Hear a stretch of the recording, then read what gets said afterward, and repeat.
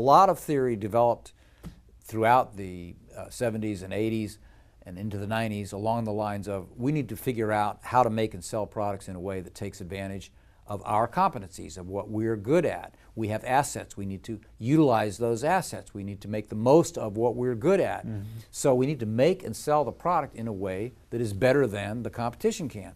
I can have that discussion for a long time and kind of lose sight of the customer, except as an afterthought. How do I then position to the customer and convince them to be happy with it? What happened at McKinsey was that the business system was a framework that was meant to be the fundamental way in which you define a business and think through strategic choices. And that framework is, what's the product or service? How do we create it, design it?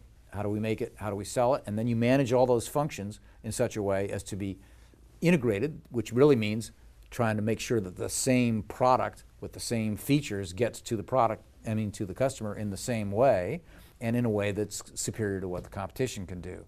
And then Michael Porter, in his work, said, yes, well, the idea of a business to get competitive advantage is you need to have a value chain. And describing the value chain, he described basically the business system again, and he added some additional functions, inbound logistics and outbound logistics. But it's essentially, again, an ordering and organization of the functions around the product or the service, and its making and operation and supply, and its marketing and its selling. And if you can do those in a competitive advantage way, you win. Well, that's still focused on the wrong question.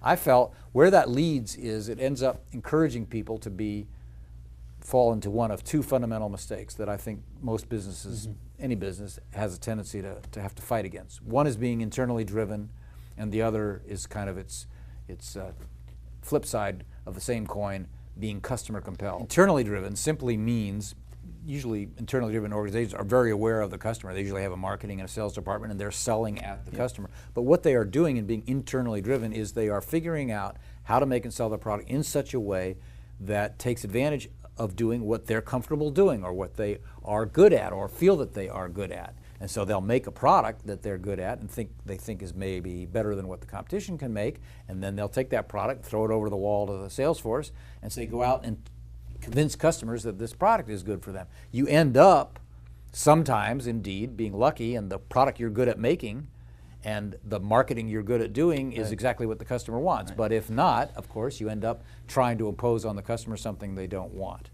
What happens is people notice that usually, and there's lots of literature written about how really you need to be focused on the customer and find out what the customer wants. So we were saying, how should I make the product?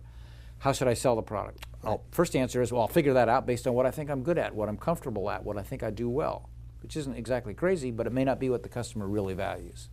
The other answer says, ask the same question. What product to make, how to sell it? Well, we'll ask the customer and have the customer tell us what product to make and how our manufacturing ought to be set up and what our R&D ought to do and how we ought to sell. And the problem is maybe that's better because at least we're listening to the customer a little bit, although we're probably getting a bunch of input that we can't actually profitably act on, and we'll end up being internally driven anyway. But we're still not focusing on the real question, which is, what is the end result, the events, the experiences that if the customer got them would be most valuable to them? Right.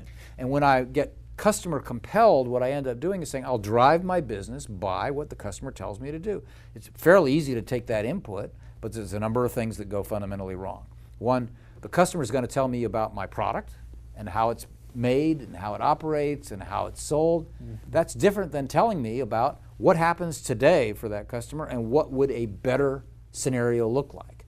Secondly, if I try to give the customer everything that they want, I'm likely to do none of it terribly well and have a hard time making money. But I'm told total customer satisfaction, give the customer what they want, the customer is king. It leads towards trying to do everything for the customer instead of making real choices and deciding what am I going to deny to the customer in order to give them more in some other area. And the customer's not very good at saying, I think you should give me a lot of this, but then take away this other thing so that you're better able to give me this first thing. The customer can't make that decision. They can agree at the end of the day, but they're not going to be the source of that insight.